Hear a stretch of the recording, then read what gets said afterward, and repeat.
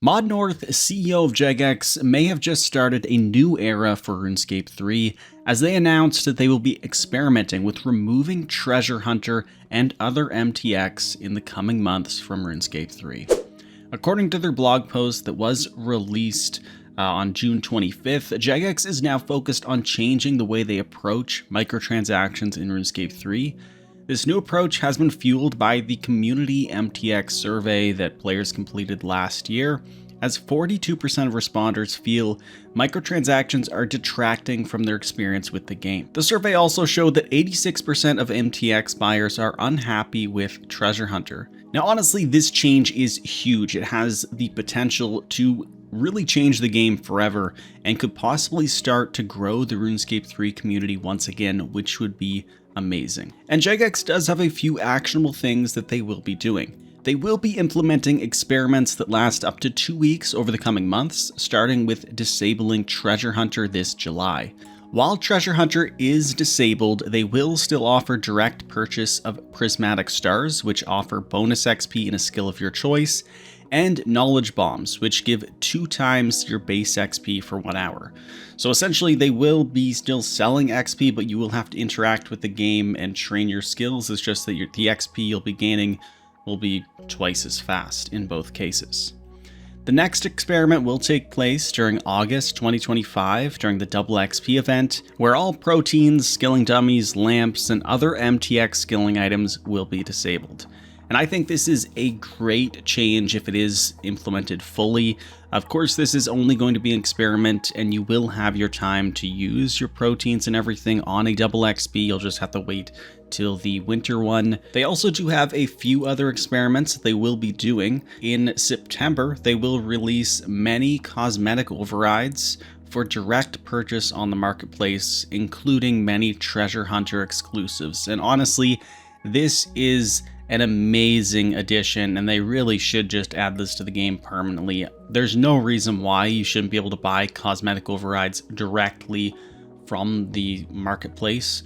Like, you shouldn't have to be spinning keys to get these tokens to buy these cosmetic overrides. It's amazing that you would be able to just buy them straight up off the marketplace. So hopefully this change does go through and it gets some positive feedback. Then finally, there is one last experiment which does have a lot of talk around it.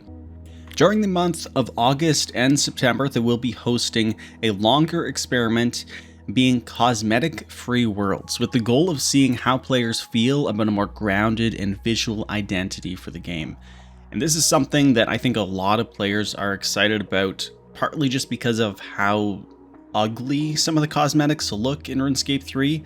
I mean, I think a lot of the cosmetic overrides that most people use, like wearing their party hats or some cool dyed gear, that's fine, but there really are some pretty atrocious cosmetic overrides and costumes and large pets that people use, and especially wings. I mean, that would be nice not to see. So there are going to be worlds that you can join where I'm assuming you'll just be able to see exactly what the player is wearing, similar to if you were maybe Skulled in the Wilderness. You know, there's no cosmetic overrides at all. So these are the experiments that are being taken place, and I encourage you to take part and give your feedback in the comments of this video or through the official RuneScape 3 Discord. I really believe Jagex is trying to be transparent and discuss these changes with the community to ensure the best decision is made. And so I know everyone is really passionate about this topic. I have a lot of opinions myself, which I will go into. But if you guys have anything you want to discuss in the comments down below, let me know, as I always read every comment and I'll try to respond to as many as I can. Now, I have many different thoughts when it comes to these experiments and just MTX in general in RuneScape 3. Overall, I think the fact that Jagex is having this discussion is a huge win for the RuneScape 3 community.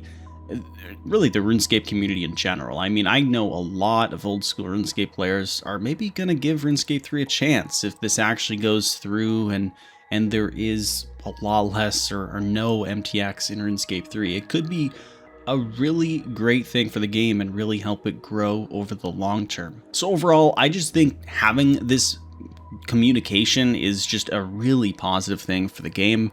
And there really isn't a game out there that has even looked at cutting back on MTX like this. I mean, there were some games that maybe went from pay to play to just a free to play game with cosmetics and everything, but nothing that really took back cosmetics and changed their entire direction like that. It just hasn't happened in the gaming industry. So it's an incredible thing, and I think it could really help improve the health of the game and possibly grow the community once again.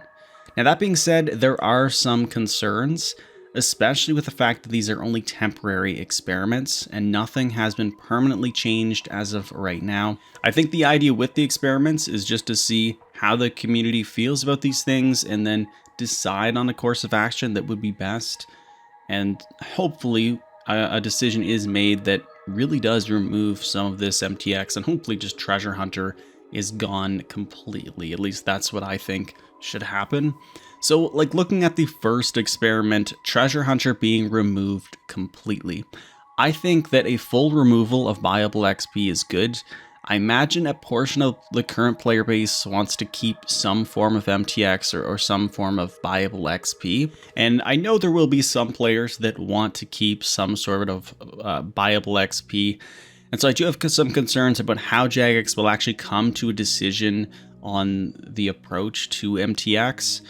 Personally, I think that removing all MTX XP lamps, removing proteins, pulse cores, cinder cores, even portables is a good move. Allowing bonus XP to be purchased directly does seem to be a good compromise for players that want to keep some MTX.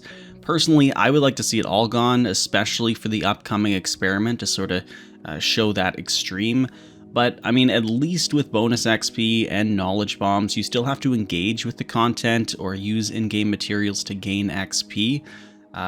Just that you will gain XP at a much faster rate. So it isn't that bad. It's not the same as maybe just adding protein to the game and just giving players free XP.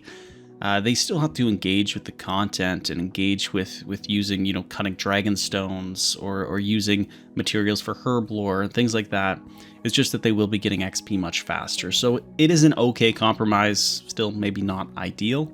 Another concern I could see players having is the idea of where will Jagex earn income with MTX being removed.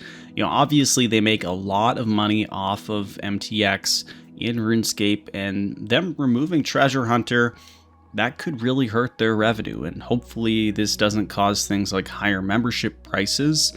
But I do think one good alternative is really offering a lot of cosmetics in the marketplace like they are proposing.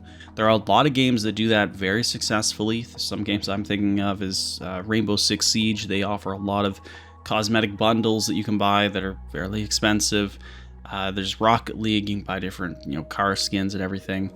So I do like the idea of buying cosmetics that don't affect your gameplay at all. That's totally fine with me. I would prefer that they maybe don't add wings and crazy things like that just make the game look weird and dumb.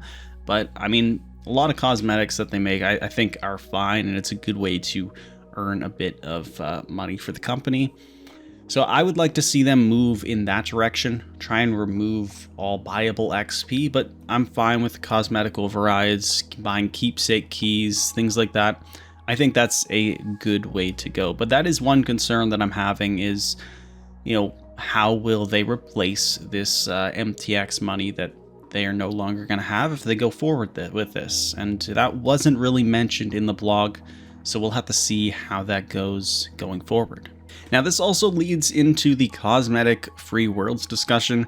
I think players' opinions will be more divisive for cosmetic free worlds, depending on how they are implemented.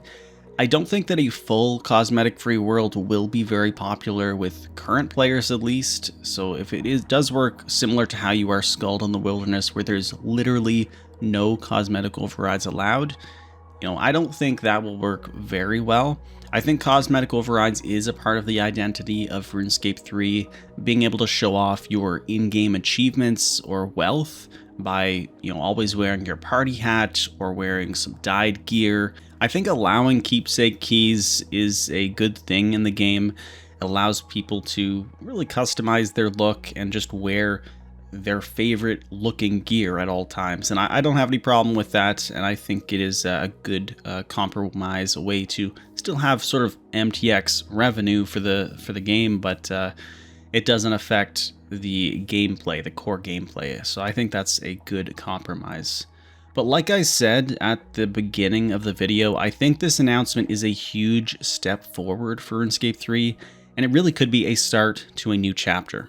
One where players are willing to give RuneScape 3 a chance because there isn't this predatory MTX everywhere. It could really be the beginning of something very special for our game. If you guys want to discuss further, let me know in the comments down below, and I highly recommend you voice your opinions in the RuneScape 3 Discord. A link to that will be in the description down below. See you guys in the next one.